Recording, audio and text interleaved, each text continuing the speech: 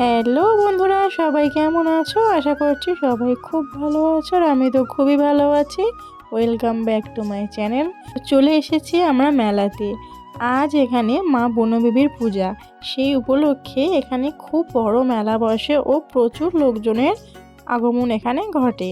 তো দেখো কত ভিড় হয়েছে এই মেলাতে। এখন দুপুর 3টে বাজে, তখনই এত ভিড়, তাহলে চিন্তা করো সারাদিন। এখনও তো সন্ধ্যা রাত্রি সবই বাকি আছে। আর এখানে আরও একটা ব্যাপার আছে যেটা প্রতি বছরই খুব ভালো লাগে আমাদের, যেটা এখানে প্রত্যেক ছেলেরা বা প্রত্যেকে এখানে ঘুড়ি ওড়ায়। তো দেখো আকাশে কতগুলো ঘুড়ি উঠছিল, তোমরা আশা করি দেখতেই পেয়েছো।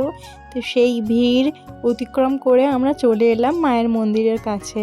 প্রসাদ কিনে নিয়েছি, এবার মাকে পুজো দেওয়ার পালা। তো সেই ফুটেজগুলো আর কভার করতে পারলাম না, মানে তোমাদের সঙ্গে শেয়ার করতে পারলাম না। মায়ের মন্দিরটা কিছুটাই তোমাদের দেখাতে পারলাম। দেখো মায়ের মন্দিরটা কত সুন্দর ফুল দিয়ে সাজানো হয়েছে।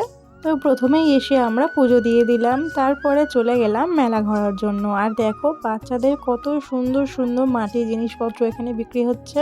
তো সেই দৃশ্যগুলোই তোমাদের সঙ্গে কিছুটা শেয়ার করে নিলাম। কত সুন্দর, আমরা যেমন ছোটোবেলায় খেলা করতাম, ছোট হাঁড়ি কড়া নিয়ে ফিস্ট করতাম, তো দেখো কত ধরনের ছোট ছোট জিনিস এখানে বিক্রি হচ্ছে। আর এগুলো পেয়ে বাচ্চারা তো অনেকেই খুশি হবে। আর দেখো কত সুন্দর এখানে মাটির ভান্ডার, মানে ডাব, কুমড়ো, এটা ওটা বিক্রি হচ্ছে, যেটা আমরা ছোটবেলায় অনেক খেলেছি।